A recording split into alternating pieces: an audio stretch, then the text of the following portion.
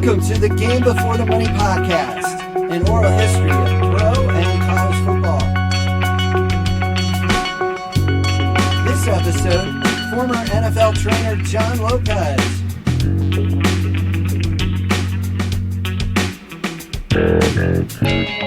Hi everybody, I'm Michael Jackson. This is the Game Before the Money podcast, an oral history of pro and college football. Super interesting interview today. Former NFL trainer John Lopez. John Lopez worked for the Tampa Bay Buccaneers starting in 1976. That was his first year in pro football. It was also the Buccaneers franchise first year in the NFL. So we're going to hear some stories about the earliest days of Buccaneer football history, including stories about the great Hall of Famer Leroy Selmon. We're also going to hear how Buccaneers offensive coordinator Joe Gibbs, yes, Joe Gibbs, that Joe Gibbs, and how Joe Gibbs pushed the Buccaneers to draft Grambling quarterback Doug Williams. After the Buccaneers, John Lopez worked for the Baltimore Colts. He was there when the Colts moved to Indianapolis, and he shared some information about that I had never heard. And so you'll want to hear those stories. He'll also share stories about the great Eddie Block. Now, Eddie Block is a pioneer in NFL training. You hear sometimes Upton Bell on this show, and sometimes even myself talk about how scout Eddie Kotel was a pioneer in NFL scouting. Well, Eddie Block holds a similar distinction in terms of being an NFL trainer.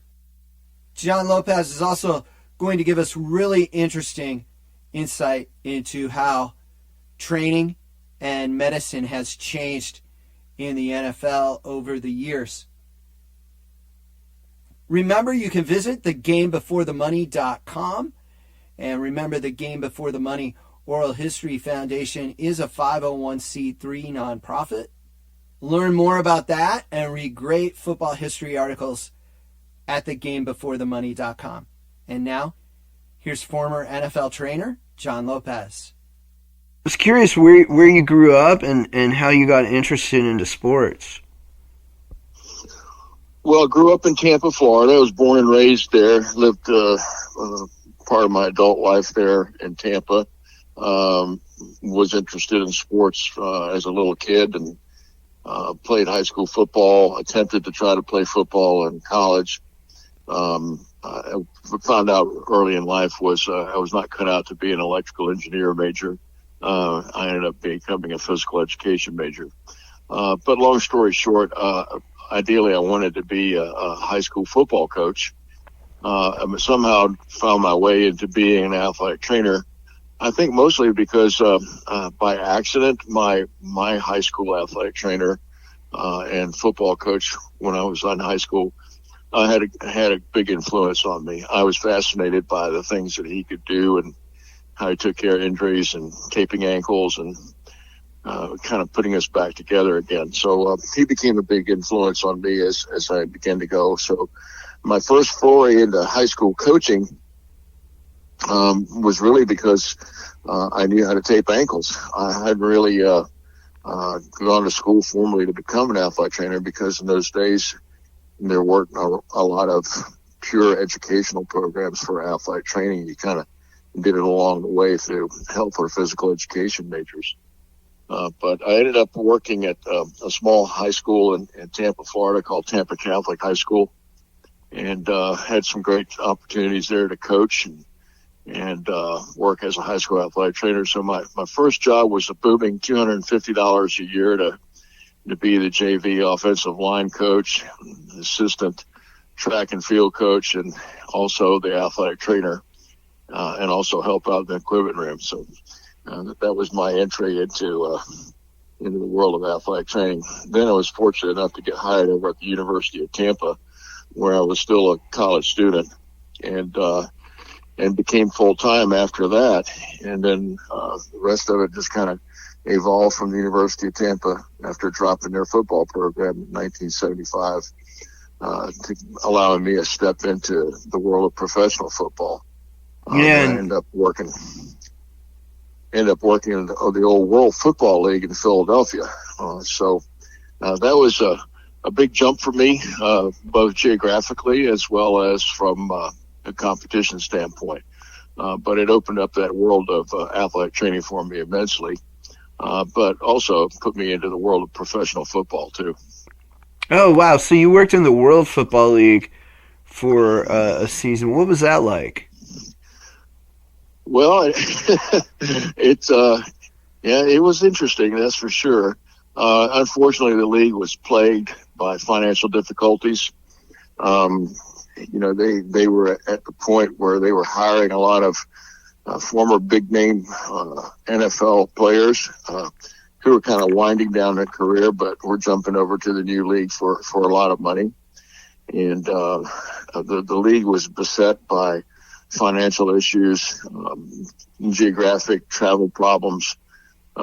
Forced us into some methods of transportation, which sometimes really didn't work out very well for the benefit of the players and the coaches. But it was one of those startup leagues, like the USFL and what we're seeing again right now coming up with the USFL and the XFL.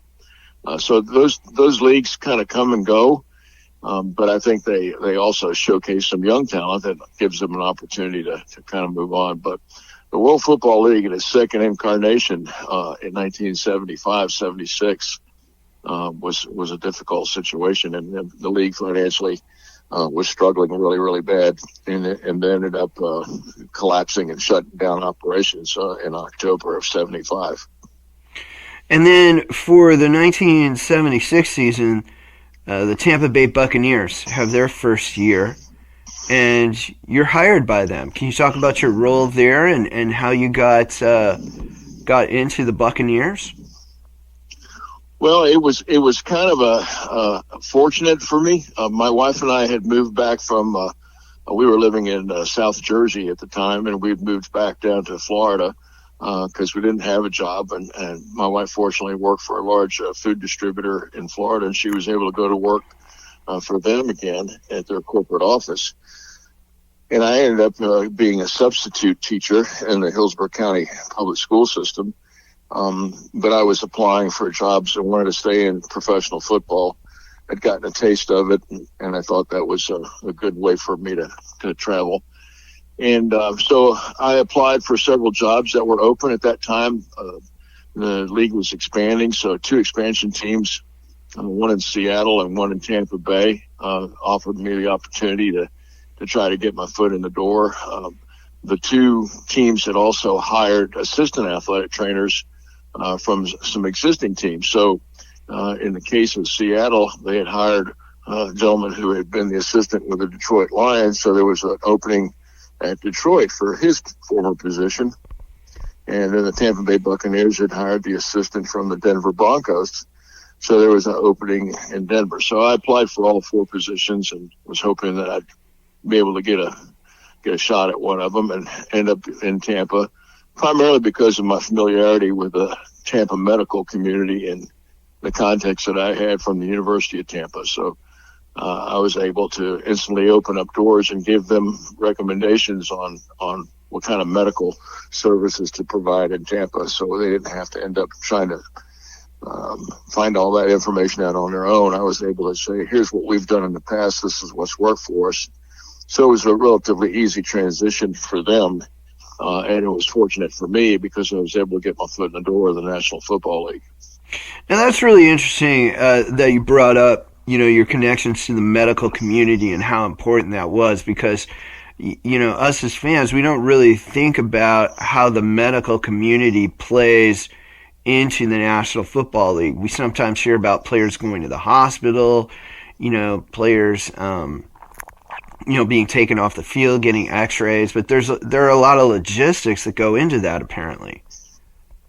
Well, and even more so today, I think you saw that on prime display with the Buffalo Bills and the DeMar Hamlin situation. The National Football League today probably has the most sophisticated medical services plan in all of professional sports. Because of the intensity of the game, they have evolved to where on any given Sunday or Monday or Thursday now, you can find just about any kind of medical specialist on their sideline, to include all the emergency medical people as well. So the medical resources in the National Football League and in all professional sports, and even at the collegiate level, have evolved immensely. So they have better medical care today than I ever could have imagined in over 50 years as an athletic trainer. It's not uncommon right now to see 6, 7, 8 athletic trainers employed by an NFL team, along with a whole bevy of other specialists, strength and conditioning, sports nutrition, massage therapist, sports psychologist, and not to mention the bevy of MDs, orthopedic surgeons, neurosurgeons, concussion specialists. So the amount of medical attention that's being provided to players today, the game is a lot safer because of that, and much more advanced than I ever thought it would be when I first got into the National Football League in 1976.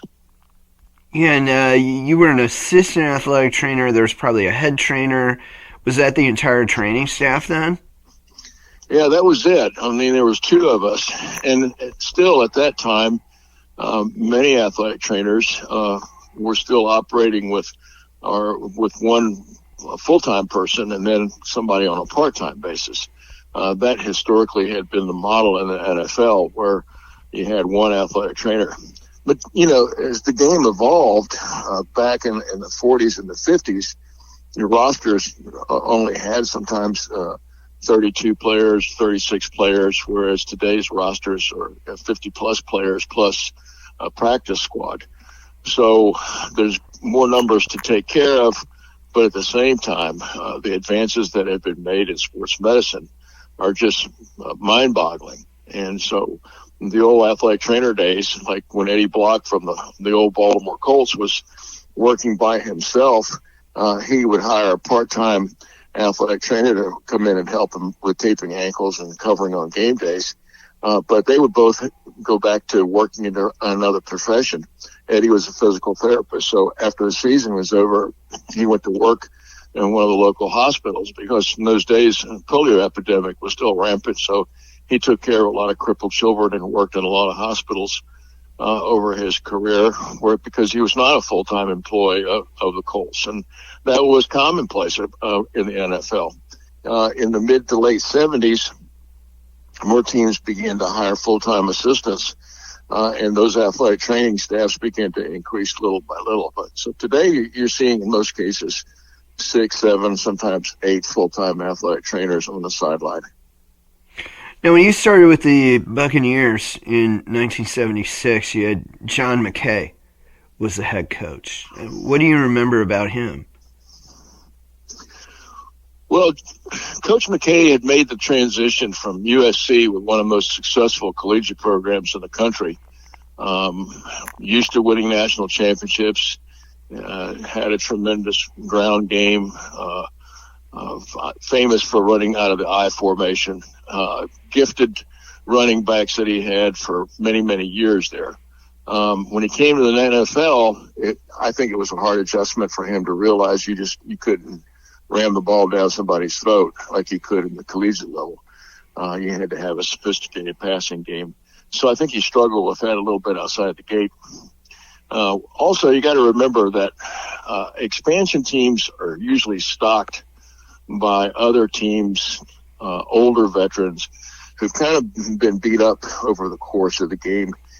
And when you get them in an expansion franchise, those athletes are at a point at the end of their career where they're just kind of hanging on by the skin of their teeth, trying to make it for 1 or 2 more years before they end up having to be retired. So we didn't have, the best players from a veteran perspective, because essentially what you're doing is getting everybody else's cast-offs. And then, you're limited in the draft. And if you draft well and you get a couple really good draft picks, that's great for you. But it takes a while to develop your own team. So I think, John McKay struggled with the fact that he couldn't walk into instant winning situation at Tampa Bay like he had at the University of Southern California. He was also very resistant to opening up to the passing game. Steve Spurrier was our quarterback at that time, and he was the traditional drop back quarterback passing attack, mixed up with a little bit of running. And he and McKay locked horns philosophically from an offensive standpoint. Coach McKay felt he could still run out of the I formation, which a lot of teams could shut down very quickly in the sophisticated defenses that they run in the NFL. And Steve wanted to throw the ball, have a more wide open offense. So we went through a lot of struggles, went through a lot of players, a lot of injuries. The first 2 years, it looked like we weren't going to win any games. We finally won our last 2 games of the second season that we were in. So those were interesting days. I certainly don't want to relive them again for somebody else who's going through that situation. Losing is a horrible state of affairs. Now, that losing, though, did help, and you talked about drafting. It did help get some high draft picks for the Buccaneers in 1977. Both Leroy Selmon and Ricky Bell came in. Can you talk about what you remember about them coming in and what their work ethic was like?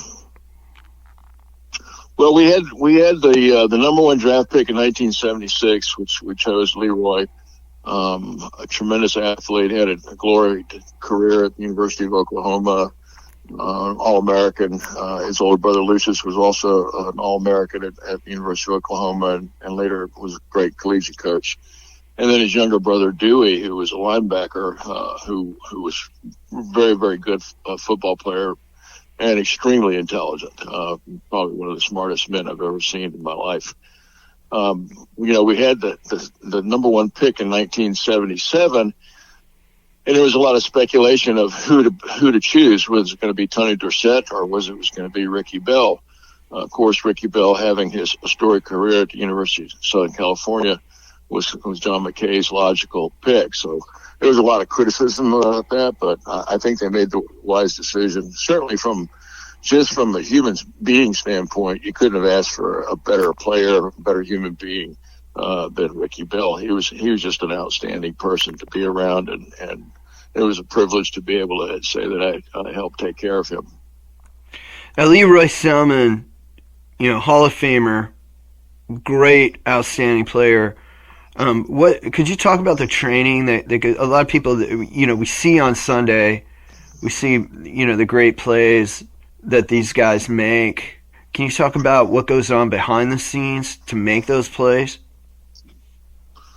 Well, Leroy was a very gifted athlete. He had tremendous strength, great balance, great ability to ward off a blocker and make a play upfield against quarterbacks. So he was probably one of the greatest athletes that I've seen on the defensive side of the ball.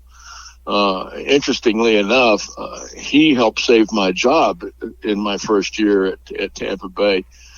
We had gone to Baltimore to play the Colts at Memorial Stadium, and Leroy got hit by a crackback block and tore his knee up.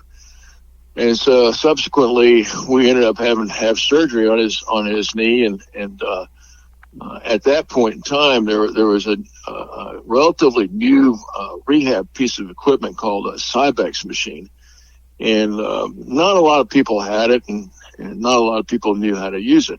I was fortunate enough to have been able to convince the ownership at Tampa Bay that we needed to have one of those in our first year, so we got one in 1976, and we were fortunate enough to be able to be one of the few teams in the NFL that had one. When Leroy got hurt, I was put in charge of his rehab. I found out later on, towards the end of the season, John McKay walked in the training room and said, I just want to give you a heads up. You're going to be let go at the end of the year. Management doesn't want to pay for a full-time salary to have you around all year. So I just want to make sure that you're aware of that. But by the way, just take good care of Leroy. And I said, okay, Coach, I will. I was not very happy about it, but I knew that's the way business was being conducted in the NFL, because they didn't keep an assistant athletic trainer around full time all year long.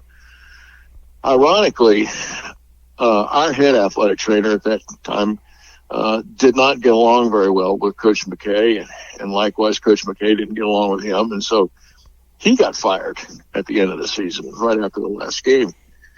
So it left me by myself, and the words of "just take care of Leroy" started to ring true. And then they didn't hire a new athletic trainer until sometime later in February, early March.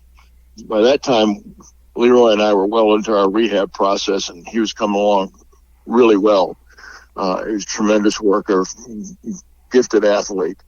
And on one particular day, we were working on a rehab program on our Cybex machine. And all of a sudden, I see Leroy stop and look over behind my shoulder. And he says, "Oh, good morning, Mr. C," who was Hugh Culverhouse, the owner of the Tampa Bay Buccaneers. And Hugh Culverhouse proceeded to say, "Well, Leroy, how's things going?" He goes, "Oh, Mr. C, if it wasn't for Lopez and this Cybex machine, I don't know if I'd be ready to play next year. We're doing great. Lopez is taking great care of me. He knows everything about this. My knee feels stronger now than it did before it got hurt, so I think I'm going to be fine." And I remember Mr. Culverhouse patting me on the shoulder. He said, "Just take good care of Leroy, okay, Johnny?" And I said, "Yes, sir, I will." And that's what saved my job, was taking care of Leroy Selmon. I never forgot that. He was a great humanitarian, a wonderful person. Literally gave me the shirt off of his back one day. He walked in wearing what I thought was a really good-looking flannel shirt, and I complimented him on it. And I said, "Man, that's a great-looking long-sleeve flannel shirt. Where did you get that, Leroy?" And he said, "Oh, my mom gave it to me. It was a birthday present." I said, "Well, that's great. I'd like to find one like that." He literally took his shirt off and gave it to me and said, "Here, it's yours. If you like it that much, I'll be glad to give it to you. Mom won't care. She just knows it's always good to share." He was just a tremendous soul, wonderful human being, and an amazing football player. And he really meant a lot to the community in Tampa Bay. Wow, that's really, really great to hear, because, unfortunately he left us all too soon at a very young age, and just to hear, those great stories, it's just wonderful to hear. And you've talked about the Cybex machine a couple of times. Can you give kind of a layman's, what a football fan might understand about the Cybex machine and what it would do? It's a piece of rehabilitation equipment that's controlled electrically. It has some programs in it that allows you to work an athlete's extremity, whether it be their knee or their ankle or their shoulder or elbow, in various different speeds.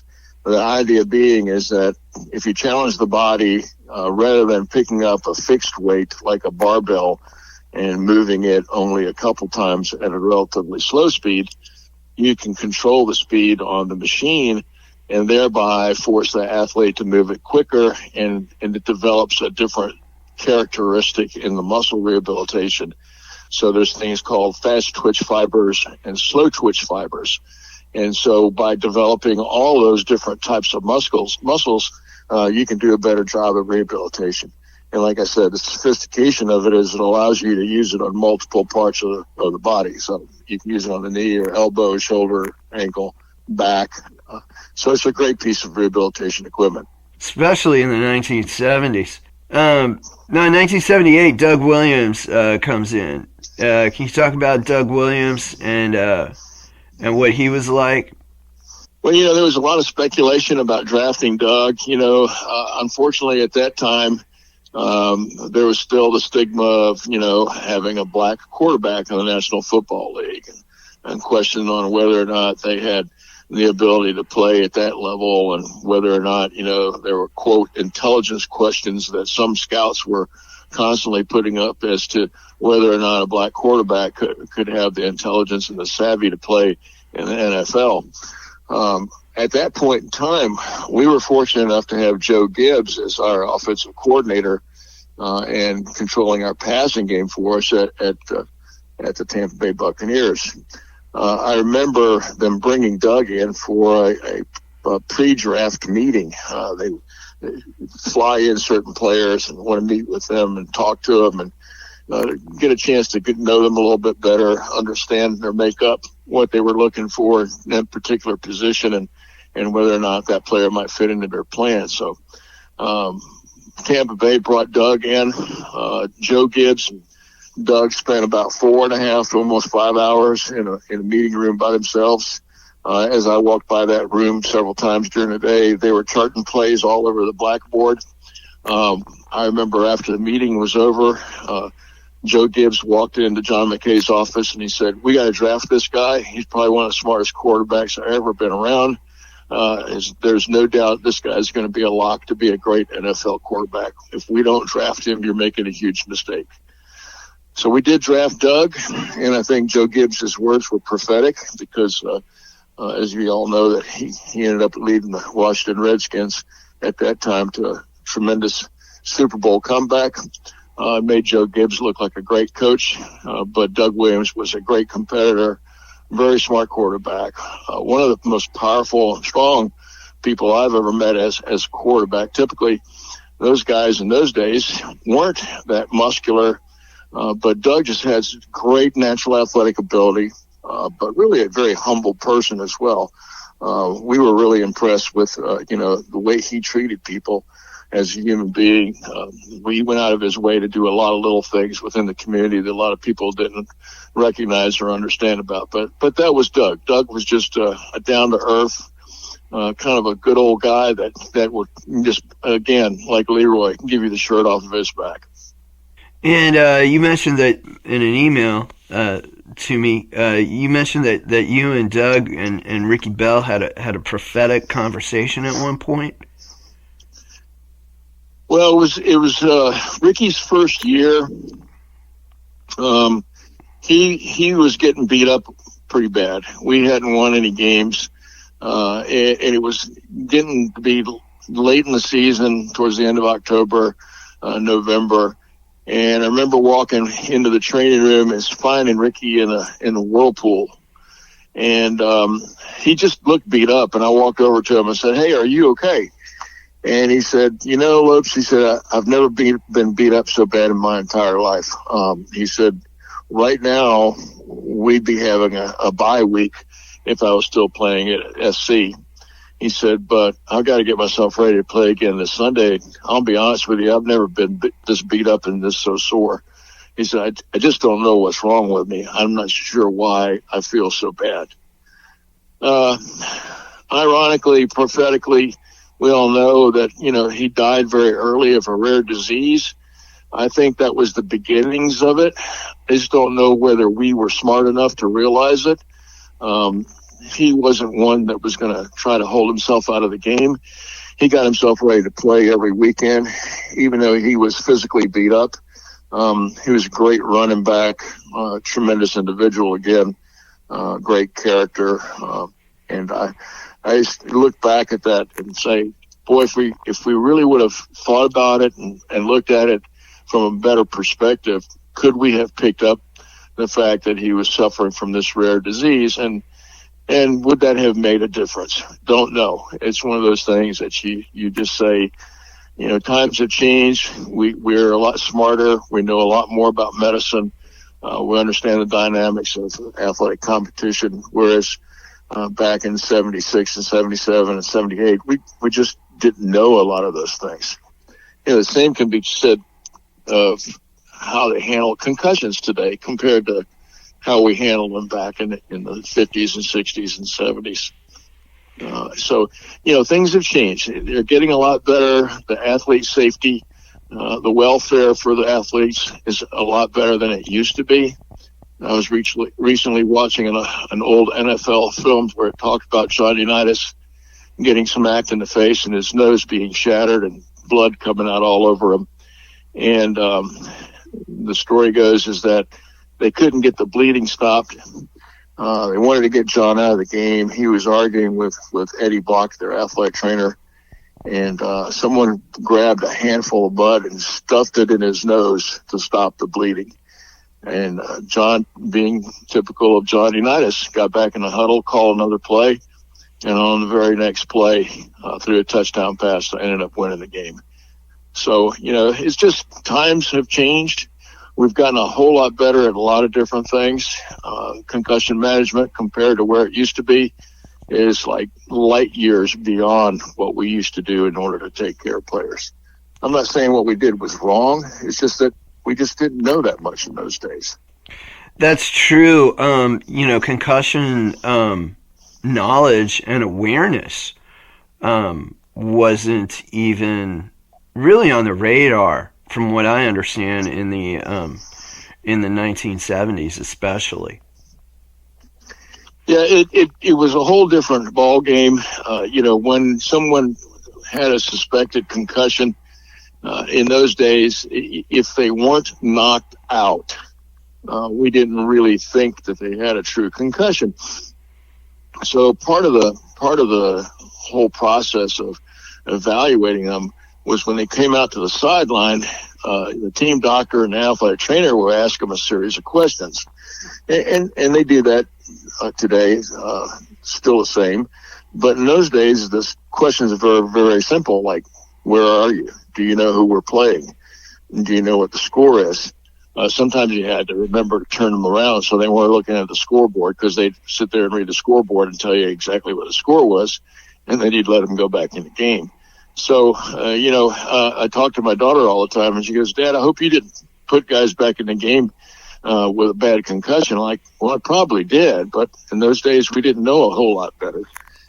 Today, the sideline exams are done in a tent, in intense privacy, usually with a neurosurgeon, concussion specialist. They have concussion spotters up in the booth they have the electronics capable of instant replay and looking at it from 4 or 5 different camera angles, analyzing things. All that information is relayed down to the bench. The athletic trainers and the doctors can bring them in and do an evaluation. We just didn't have those kinds of resources back in the 50s and 60s and the 70s, especially when I was working with Tampa Bay and with Baltimore. Another guy you worked with, Abe Gibron, he played for the Browns in the 1950s. Did he ever run any stories past you about how things were different back then? Well, he was a typical one of the old tough guys. He was legendary with the Browns, and then his coaching days with the Chicago Bears.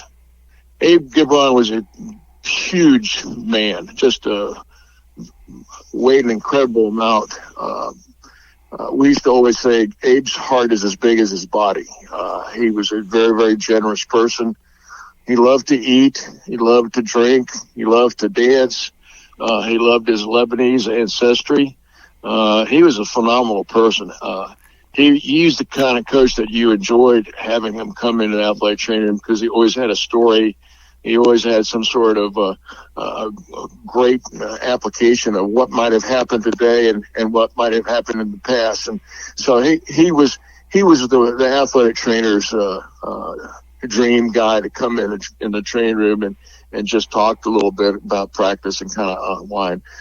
He was a very, very good defensive coach, extremely smart, very analytical before they got into the world of analytics and using computers. Abe was probably one of the smartest people I've ever met. He did a tremendous job at coaching our defensive line, especially when you stop and think that, he took Leroy under his wing and really developed him into a premier All-Pro, perennial All-Pro, and a Hall of Famer. So I had great memories of Abe Gibron. Do you remember, you mentioned he always had a great story. Do you remember one off the top of your head? Abe historically every year would take the entire coaching staff over to a very famous Greek restaurant over in Tarpon Springs, Florida, called Pappas's Restaurant. And Abe would book one entire section of the restaurant for the coaching staff, and it was their kind of end of the year finale where he would bring out all kinds of food, all kinds of beverages, and really had a great feast. Abe loved to eat, loved to drink, loved to dance, loved to be around people. So his greatest story was having Abe up on the table at Pappas's Restaurant, dancing to a Greek tune after having imbibed in several post-dinner rituals, and they were afraid that the table was going to collapse underneath his weight. But fortunately, the table won, and Abe kept dancing. Well, those Buccaneers from 1976, they had turned it around by 1979 with Doug Williams, the Selmon brothers, and they were in the NFC Championship game. Were you still with the team when they through that season? No, I had left. I had gone to Baltimore in '79. My big celebration was when we beat the New Orleans Saints in New Orleans for our first win. And when we came back on a plane, I was fortunate enough to share a bottle of champagne with Abe Gibbard and go dancing down the aisle of the charter jet plane flying back to Tampa. That was a great celebration that night on the plane, and when we got back to Tampa, because we probably had about 20,000 fans that showed up at Tampa Airport to greet the team coming back. It was like we had won our Super Bowl. So that was a great memory, great evening, and first win that we had in franchise history, followed up by the next weekend when we beat the St. Louis Cardinals at home. So we were very fortunate to win the last two games of that year. And then I left and went to 79 to Baltimore, and I thought we were going to have a great opportunity to have a winning season in Baltimore, and the bottom fell out of everything. Meanwhile, the Buccaneers went to the playoffs that year. So I missed it by 1 year. Missed it by that much, as they say. Yeah, and so the Colts, were you the head trainer by then with the Colts, or how did you get hired by Baltimore? Well, yeah, fortunately, I was hired as the head athletic trainer. Eddie Block, who had been a long-time athletic trainer for the Baltimore Colts, Weeb Eubank hired him when he came from he brought him from St. Louis to Baltimore. Eddie had been there for, I guess, 23, 24 years. And so he took care of those great teams of the mid to late 50s and in the 60s. Eddie had a massive heart attack and almost died during training camp, actually in the training room. And that kind of forced him into retirement because of bad health. His assistant at that time was a fellow by the name of Mike O'Shea. And then Mike took over as the head athletic trainer after Eddie's illness. And Mike was hired by Howard Schnellenberger to go work at the University of Miami in Florida. And then Mike recommended me to the Colts as his replacement. And I was fortunate enough to get hired in 1979 as the head athletic trainer after Mike left to go work with Coach Schnellenberger down in Miami. Eddie was just kind of getting back to fairly decent health, although he still had some significant coronary issues to deal with. But he would come into the athletic training room several times a week. So I was very fortunate I had the opportunity to work with him. So in 79, I thought I'd died and gone to heaven. I'd gone to work for my dream team. Dad and I grew up as Baltimore Colt fans down in Florida. And for me to be the head athletic trainer, it was like Dad thought that had been the greatest thing that's ever happened to him in his entire lifetime, was to be able to come up to Baltimore at Memorial Stadium and see his son working on the sideline on a Sunday afternoon. So it was a great opportunity. I was really very happy to make that move from Tampa Bay up to Baltimore. Unfortunately, the wheels came off the wagon after I got up there, and Ted Marchibroda got fired at the end of the season. Our quarterback, Burt Jones, had a separated shoulder for the second time in 2 seasons, and we had some retirements on our offensive line, so things just weren't working out very well. And unfortunately, Ted and his staff all got fired at the end of the season. And then they hired Mike McCormick in 1980. So my trip from Tampa Bay to Baltimore, which was supposed to be a good one for us from winning and success, turned out went in the opposite direction. I went from playing poorly and not having any success to playing even worse and having a lot less success than we had at Tampa Bay. They were on an upward climb, and we were on a downhill slide. Yeah, and a lot of that was Burt Jones's career kind of coming to an end, kind of truncated by injuries. Can you kind of talk about what it was like to work with Burt Jones and what kind of leader he was and kind of what maybe might have been? Burt was a phenomenal athlete. Burt's dad, you actually had interviewed with him, Dub Jones, was a great athlete when he played for the Cleveland Browns. And Burt was just a very gifted athlete as a quarterback. He had that ability to lead players on, both as a runner and as a throwing quarterback. He was fearless. He took a lot of risks with his body. Those things sometimes tend to come to hurt quarterbacks. You see the quarterback being protected in today's game much more so than it was in those days. The beatings that a quarterback would take in those days was unbelievable amount. And especially the fact that, they were playing with rosters that were a lot less than they have. They didn't have 2 and 3 and 4 backup quarterbacks ready to go coming off of the practice team. So they typically lined up and played again. Burt had suffered an AC separation the year before I got there in 1978. He had gotten dumped on the turf at the Pontiac Silverdome and separated his shoulder. And then he came back at the beginning of the season in 1979 when I got there, got blindsided from behind and got dumped on the turf in Kansas City and separated his shoulder a second time. And then he had a series of mishaps and little minor ones that happened later on in 1980 again. Once we were able to get him settled down and get him into a good rehab program, he was able to play, and I think he came back and played quite successfully and had really a pretty good year before he was traded away to Los Angeles Rams. But Burt's probably one of the most intense competitors that I've ever been around.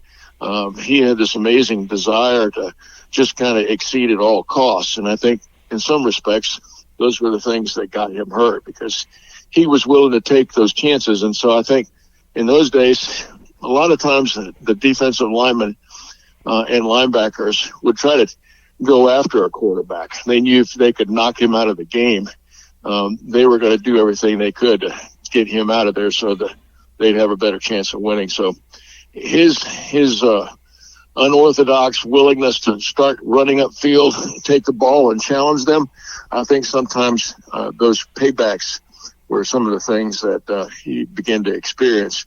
I think he would have had a tremendous career with Los Angeles if he hadn't received that final neck injury, which forced him into retirement. But probably one of the most intense competitors, great all-around athlete, had some amazing passing abilities. I actually saw him line up on the 50-yard line one time at practice during training camp, and he always had an ongoing chatter with our ball boys. And one of the ball boys told him, he said, "Bert, I bet you can't hit the crossbar on the goalpost standing from the 50-yard line." So they placed a 25-cent bet, and then I saw Bert hit the crossbar 13 times in a row, standing flat-footed from the 50-yard line. Whew. Probably one of the most amazing things I've ever seen in my life. Wow, that is incredible. And one of the things that kind of stuck out to me, when you were talking about Burt Jones' career, those back-to-back separated shoulder injuries, both of those happened on artificial turf. And I remember, I think it was maybe in the mid to late 80s where the conversation started to discuss about, are there more injuries on artificial turf versus grass? What was your experience? Did it seem like there were more injuries on artificial turf or on grass? Well, certainly, if you talk to the players, they don't like playing on a turf. It's hard to land on that. Underneath the turf is concrete or either asphalt. So a lot of times they complain about it. You have a lot of foot and ankle problems from the turf because it's unforgiving. The footwear that they had in the early days really wasn't very protective. So a lot of times you get big toe injuries and arch injuries and heel injuries. The turf also sometimes can allow the shoe to fix in one position.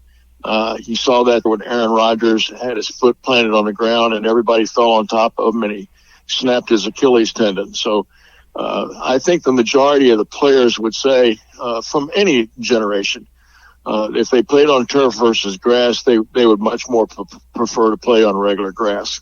Having said that, it's difficult to have really good grass growing towards the end of the year. So from an economic standpoint, you can understand why a lot of teams and stadiums would want to go with artificial turf. Today, there's a lot more advances in terms of being able to mix the synthetic turf with the natural grass. Green Bay's done a tremendous job up at Lambeau Stadium. There's, I'm sure there are some natural issues with grass that we could talk about from an injury statistic standpoint. But as a whole, I know most athletic trainers would rather have their teams playing on regular grass. And without a doubt, the majority of the athletes themselves would prefer to play on regular grass. So, but the question becomes economics, maintenance of the field, also aesthetically, how it looks on TV. So, you talk about protecting the quarterbacks. After Tom Brady got hurt, the league changes rules. So quarterbacks today have a lot more protection if they're staying back in the pocket as a pure passer than they used to have in the days of when you had guys like Y.A. Tittle and John Unitas and Burt Jones and Doug Williams. I remember seeing Doug's jaw get shattered when we were playing against the Rams. Those types of injuries today are not going to happen unless they get out of the pocket and start scrambling around and get hit out in the open field. So, the game has changed an awful lot. People want to compare the old days to in the 40s and the 50s and the 60s to what's going on today. Two different ball games. The rules have changed. Competition has changed. The dynamics of the game have changed in terms of how they're being coached. And also the physical abilities of the players have changed immensely because they have year-round training programs now, whereas in the old days, you didn't have an off-season program. A lot of teams didn't believe in weightlifting. They thought it would make you muscle-bound. So there's a whole different generation, a whole different attitude about how the game is being played and how it's being managed today. I was fortunate to come along at a time when I think the game was a little bit different for some of the players in terms of their dedication to the cities that they played in and lived in. I don't know if you see that as much today. I think a lot of players might disappear during the off season and then come back again. But with the year-round training programs, they're probably in town a lot more than they used to be. I know I was very fortunate to stay in Baltimore, and the old coach that were there, and guys like Donovan and Unitas and Matty and Lenny Moore, those guys stayed there. They made it their home. They worked there during the off season. They raised their families there. So there was a great connection between them and the community. And in some cases that doesn't exist very much anymore. Now, did you have interactions with those guys when you were working with the Colts with Unitas and Lenny Moore and Art Donovan and Gino Marchetti? Would they come around? Well, yeah, we were very fortunate, and our management team was really instrumental in keeping that, especially Ernie Accorsi, who was our assistant general manager at the time. They always arranged to have what they call in the Baltimore or the Maryland area a bull roast.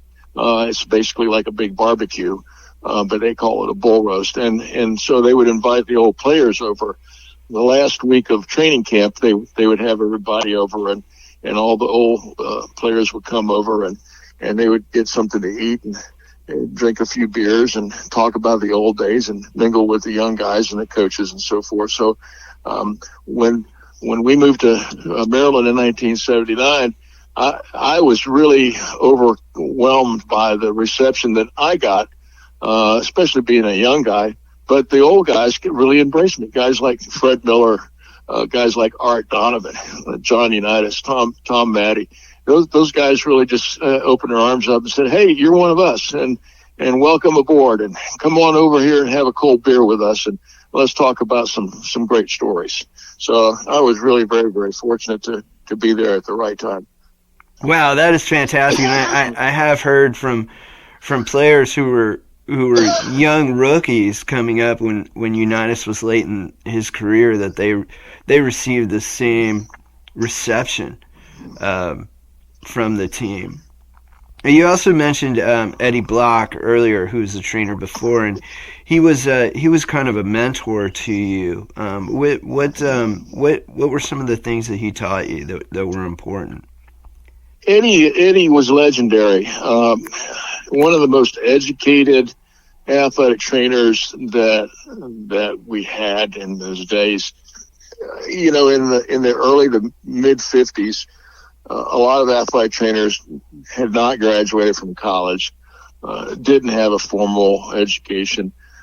Some of them had evolved from being a massage therapist or massage boy, as they would call them in those days. So the level of education among the athletic training professionals was not very, very good at that time. Eddie was probably one of the most highly educated people during that period of time. He not only was an athletic trainer, he also was a physical therapist. He was also had his doctorate degree. So he was a very rare breed. He had served as a tank commander in Patton's Tank Corps during World War II. So he had undergone several blasts of artillery and lost his hearing due to the explosions in the war. So he wore these two hearing aids. And the great thing about Eddie was that he could turn those hearing aids on and off whenever he wanted to tune out all the noise. But he had tremendous wit about him. He loved to tell jokes with players.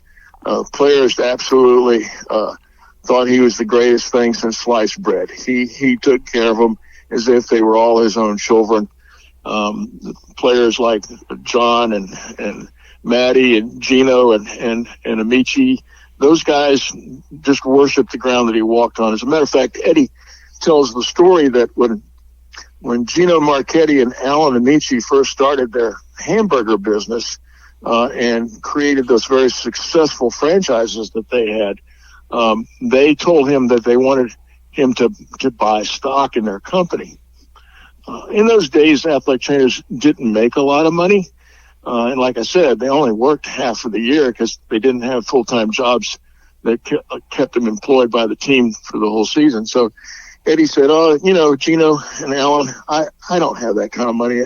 I can't afford stocks. And they were so convinced that they were going to be successful that they said, we're going to give you stock in our companies.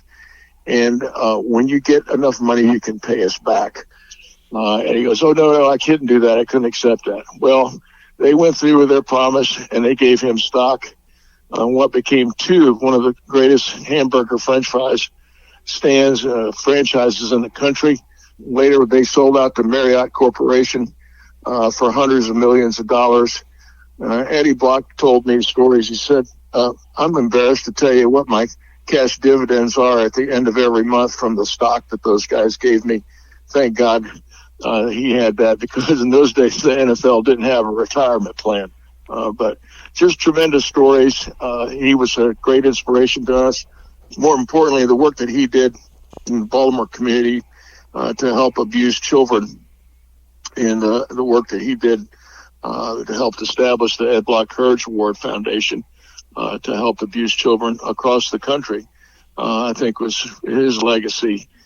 He was just an amazing human being. He also worked with a NASA astronaut in their early days. They were based in Maryland before they moved to Houston. And Eddie did a lot of work with them. He's, like I said, one of the most intelligent, most talented, highly educated people I'd ever met. And I was very, very fortunate enough to be able to call him a friend and have him work as a mentor to me. Wow, from Apollo missions to Johnny Unitas, I mean that's pretty incredible. And you mentioned the Eddie Block Courage Award. Can you talk a little bit about what that is and to whom that is given? So when the Colts moved from Baltimore to Indianapolis in 1984, I was fortunate enough to be offered a position back in Maryland to come and open up a sports medicine center with my team physician at the time. So I moved back to Maryland, resigned from the NFL and from the Colts in July of 84 and went back to Maryland. At that time, they had created a little award for a Colt player at the end of the season, and it was sponsored by an athletic organization called the East Side Athletic Club. They were afraid they were going to lose the ability to have their fundraiser at the end of the year, kind of a sports awards banquet. And they were searching for something to do. They didn't know what to do because the Colts had left town, and whether they were going to try to do something with the Baltimore Orioles or maybe do something with high schools and so forth. I met with one of their members, and we talked about, what they could do to try to keep the award alive. So it came upon the fact that if we were to extend this to a national level, we could keep the award alive and still honor a Baltimore Colt / Indianapolis Colt player, but also include all the rest of the teams in the NFL. And we would call it the Ed Block Courage Award. And the money put together by the foundation would go to serve abused children. And at that time, the monies was going to St. Vincent's, which was a Catholic charity for abused children in the Baltimore County area. And fortunately, we were able to get the Professional Football Athletic Trainers Society, which is all the NFL athletic trainers, called PFATS. And PFATS jumped in as one of our sponsors and helped us bring that to fruition by keeping their athletes involved in it, and every team would select an Ed Block Courage Award recipient. And that recipient, it was kind of like the Comeback Player of the Year award. Someone who had gone through some sort of tragedy in their life, either from a personal perspective or in their family, or had overcome significant injury to come back and play again. So it kept the memory and the philosophy alive of what the Ed Block Award had been to the old Baltimore Colts, now expanded to every team in the National Football League. Not only was it embraced by the athletic trainers, but many of the owners embraced it. So the Rooney family in Pittsburgh, the Hallis family in Chicago, the Ford family in Detroit, there was tremendous support. The Oakland Raiders at that time also jumped in to support with us, and the Dallas Cowboys. So we had great support via the athletic trainers and the owners in the NFL to make the Ed Block Courage Award Foundation a national charity. It's still in existence today. They still have their annual celebration in Baltimore every year in March. So it's a great resource for helping prevent child abuse. Wow, that's just fantastic. And you mentioned in there part of the history of that includes the Colts moving from Baltimore to Indianapolis, and you were with the organization when that happened. Can you kind of walk us through that, when you found out, how you found out the team was moving, and what that was like for you as a personal standpoint, and maybe how the players felt about it? Well, in order to understand it, I think you have to go back to the days of when Carroll Rosenblum was the owner of the Colts. Rosenblum had been in a long-running battle with the city of Baltimore over Memorial Stadium. Memorial Stadium was a great venue for the fans on Sunday afternoon at 2:00. We were the only team that played at 2:00 in the NFL because Baltimore still had the Sunday blue laws. You couldn't start anything until after church was over. So the field primarily was used for Orioles all year long. Baseball season didn't end typically until October because the Orioles were very good and usually in the playoffs every year. So half the season you played on a baseball field that had a infield on it without any grass on it. Hard to keep grass growing again at the end of October, November, and December. So there was a hesitancy about putting artificial turf in Memorial Stadium. The city was very reluctant to spend any money on improving the stadium.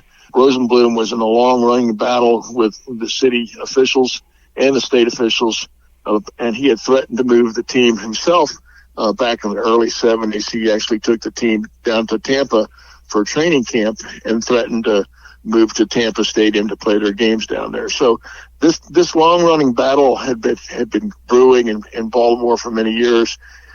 He then arranged the amazing swap of the Baltimore Colts for the Los Angeles Rams at that time with Robert Irsay. He got Irsay to buy the Rams from the estate of the late Dan Reeves, and then took that team and flipped it over to having Irsay take over the Colts, and Rosenblum took over the Rams and moved to the West Coast. So the battle continued with the state of Maryland and the city of Baltimore and Bob Irsay over improvements to the stadium. It kept getting worse and worse, and finally Irsay began to look at other cities to decide whether or not he wanted to move. He was being wined and dined by cities like Jacksonville, by Memphis, by Phoenix, Arizona, and then Indianapolis kind of popped into the scene all at the last minute.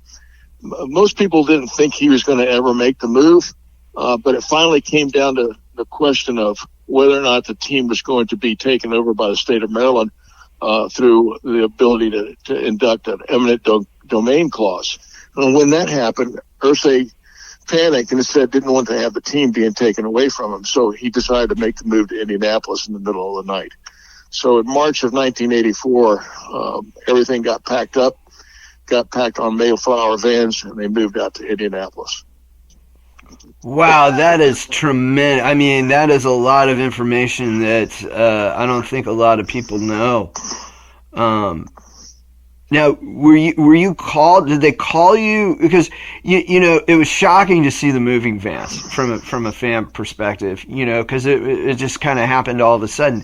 Did the team, did the players, and you, the staff, did you know about it before it was going to happen, like in the upcoming days, or did you find out the same way everybody else did?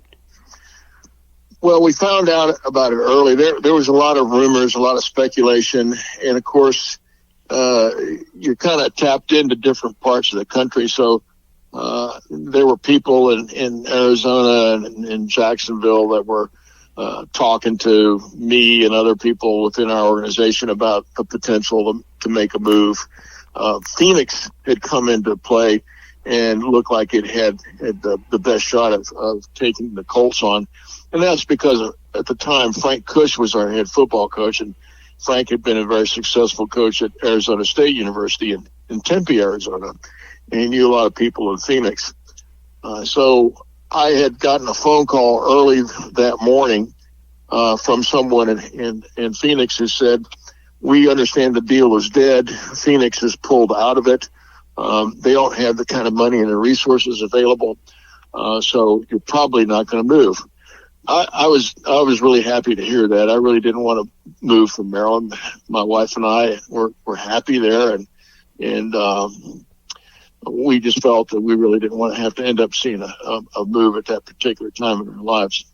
got a phone call later that afternoon from Jimmy Irsay, who's Bob Irsay's son, saying, we're going to have a meeting with all the coaches and the athletic trainers and equipment guys upstairs in my office at 3:30.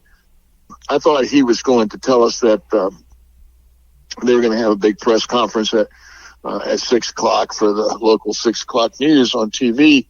And at that time, we were going to announce that we were staying. So I called my wife and I said, well, it looks like we're going to stay. And I think we're going to have a press conference at 6. We got this meeting this afternoon at 3:30. After we got through with the meeting and he told us that we were packing up and moving that night to Indianapolis, we were not to let anybody know about it. I called my wife back and I said, I guess I'll be home for an early dinner tonight. Let's eat dinner because I got to come back to work here, be back here by 6 o'clock, 6:30, because we're packing up the trunks and moving to Indianapolis tonight. So that night they brought in 27 tractor trailer loads full of empty trucks. And we packed up everything in that organization that we possibly could in one night.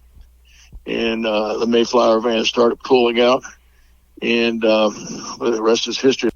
Wow, it's still shocking in many ways. But that background information, you know, that you just shared, that really kind of shows that it wasn't just one thing that happened spontaneously in one night. It was over a period of years. Well, you know, there's people that are still very, very angry to this day and will curse the Irsay family and the current owner, Jimmy, who was Bob Irsay's son.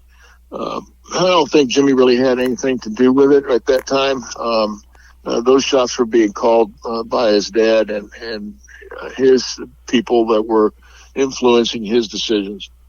The city of Baltimore, I think, from the perspective of what they could have done, if you go back and you look at the success of what they have with Camden Yards, with the Orioles Stadium and the Ravens Stadium, it could have been done. I just don't think that people believe that a team would pack up and move like that. I think a lot of people are still upset and angry at Bob Irsay and they curse him all the time. But at the same time, you know, he wasn't getting an opportunity to maximize his profits. He desperately wanted a new stadium. They weren't going to give it to him. So sometimes as a businessman, you have to make those kinds of decisions. I think the way that decision was made, how it was made, packing up, moving in the middle of the night, that's what got people very upset. But at the end of the day, you have to go back and say it was probably the fault of a lot of people in Baltimore at that time that forced him into that decision.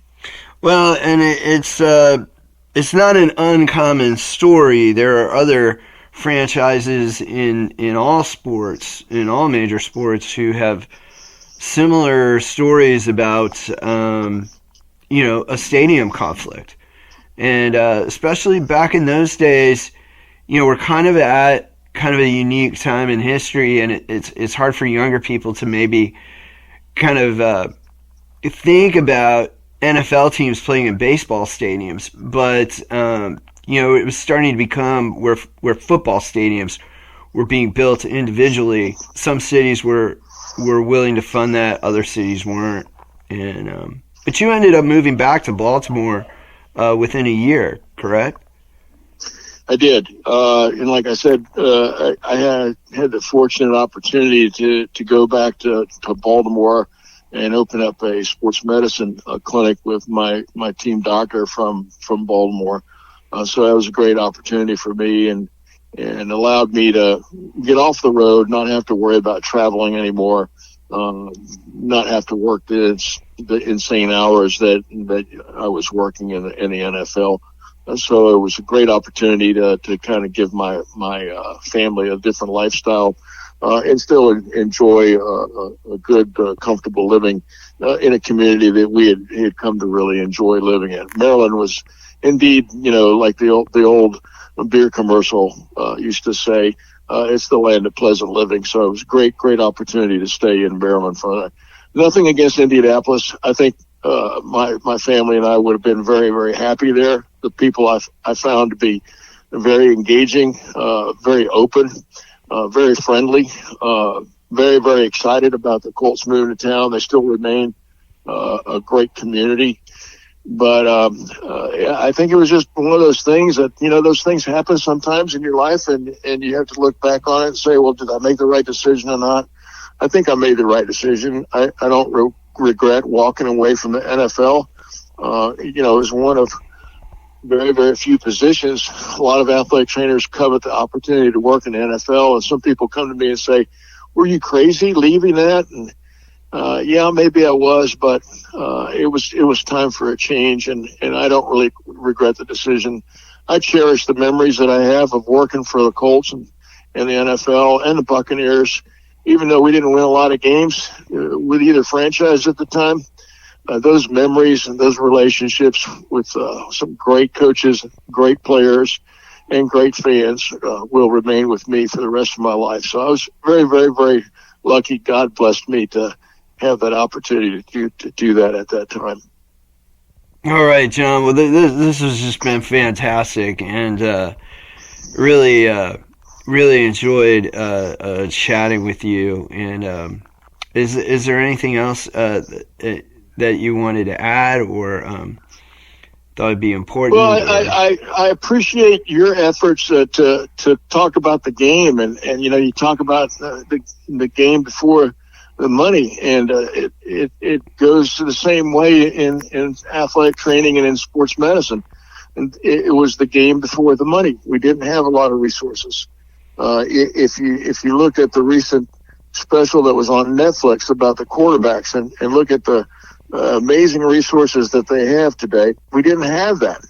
Certainly the guys that came before me back in the 50s and the 60s didn't have that. And so it's a natural evolution.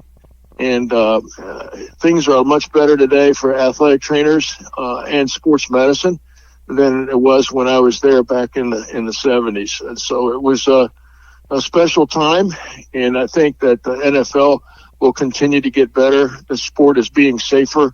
I think especially with the concussion management and the use of the new helmets that they have and the telemetry they have to be able to manage that concussion stuff is really groundbreaking in terms of what's going on. And that will all filter down to the smaller colleges and to the high schools, and especially into the youth league as time goes by. So there's a lot of good things that have happened because the NFL and with where they're going right now. The game has changed, and you've pointed that out with the interviews that you've had, but I've listened to so many of them, great opportunities. Listen to the ones that you've had with Upton Bell and talked about the early days of how his dad was trying to save the league and move things forward. And so it's a great opportunity. I thank you very much for having me on. Athletic trainers usually don't get a chance to share their story very much, but I appreciate being part of the game.